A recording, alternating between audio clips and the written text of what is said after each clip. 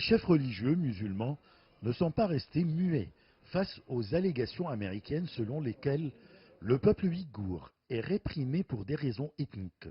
Ils ont exprimé leur ferme opposition à l'adoption de la prétendue loi américaine sur la politique des droits de l'homme des Ouïghours 2019, qui, selon eux, ignore la stabilité, le développement au Xinjiang, ainsi que le fait que toutes les populations des différentes ethnies, y compris les musulmans, au sein de Xinjiang, vivent et travaillent en harmonie et avec bonheur. Tout pays a le droit d'entreprendre les procédures nécessaires pour garantir la justice et la sécurité sur ses territoires.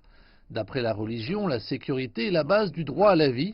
La Chine avait tous les droits de prendre les décisions nécessaires pour réaliser le développement et la sécurité de son peuple. Elle a tout le droit de faire face à tout danger et tout acte terroriste en vue de sauvegarder la sécurité et garantir le droit des citoyens à la vie et au développement. Les politiques efficaces mises en œuvre par le gouvernement chinois, qui se concentrent sur la stabilité à long terme et le développement sain du Xinjiang, ont été saluées par les chefs religieux d'Al-Azhar, qui est la plus haute instance de l'islam sunnite au monde.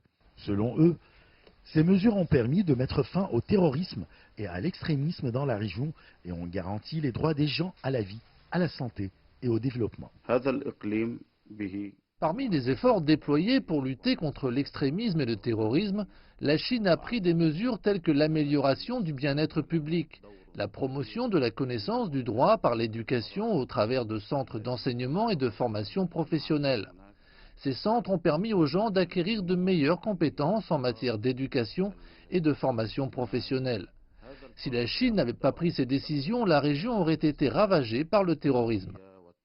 Les chefs religieux d'Al-Azhar ont exprimé leur satisfaction de la présence de plus de 24 000 mosquées au Xinjiang, soit une mosquée pour 530 musulmans en moyenne.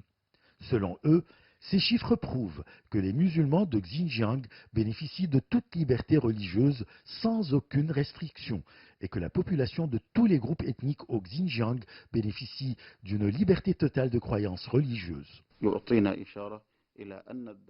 Ces chiffres indiquent que les musulmans bénéficient de toute liberté religieuse au Xinjiang, comme c'est le cas de tous les groupes ethniques dans la région. Les chefs religieux d'Al-Azhar affirment que sauvegarder et garantir le droit des gens à la vie, à la santé et au développement, ainsi que la liberté totale de croyance religieuse, ont toujours été le point de départ et l'ancrage du travail au Xinjiang. Ashraf Massoud, pour CGT1 français, Le Caire, Égypte.